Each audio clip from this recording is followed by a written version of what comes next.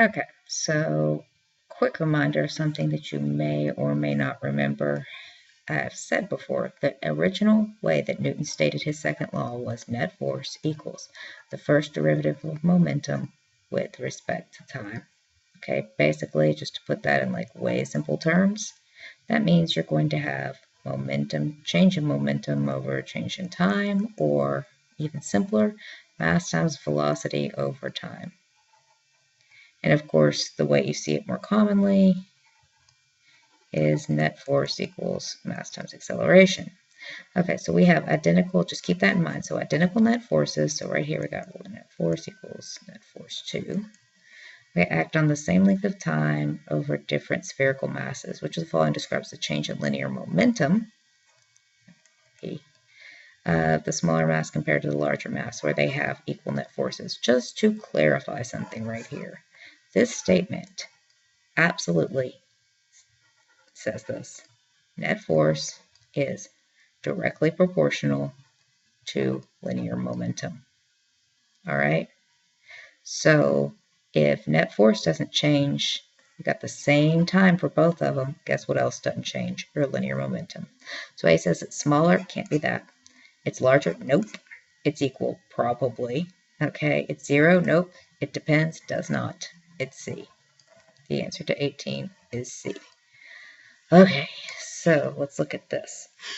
Okay, this one is going to involve the parallel axis theorem. Quick review on that. Parallel axis theorem, sometimes called PAT. Parallel axis theorem is the rotational inertia of the whole thing whenever it doesn't spin about its axis, or some, like the end of it if it's a rod, is going to be this.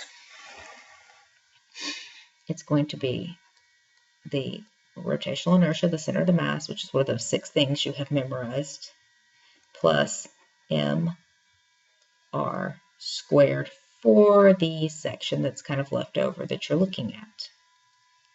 All right, so let's look at this. The uniform length of a thin rod shown above has a mass m and a length of L. Okay, so the moment of inertia of the rod about through its center and perpendicular to the rod, so if it were like spinning around the center, okay, is 1/12 ml squared, which I'm sure you all know. 1/3 if it's on the end. Anyway, so we can go ahead and plug that in. That would be your center mass, so it would be 1/12 ml. No idea why I drew that line so big. That's an L squared. Plus, what's the moment of inertia if it is spun through this other axis here? Halfway between the center and the end of the rod. So they're saying this is L over 1/4. Also keep in mind, if this is a uniform rod, this is also going to be m over 4, or 1/4 of your mass. So this is going to be m over 4,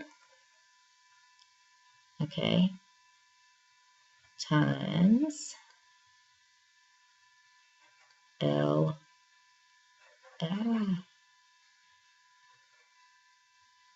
over 4, L squared, I should say. All right, so, and by the way, this is a little bit misleading right here. I know some of you are like, wait, why didn't she square the 4? Let me explain. Let me write this another way. It might make it a little bit easier. I just now noticed that's weird. Forget this way. This is basically 1/4 L, and then that also means you would have 1/4 M. So let me write it this way.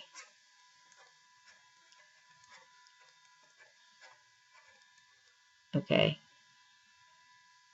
because you wouldn't necessarily square the, oh no, I just totally messed that up.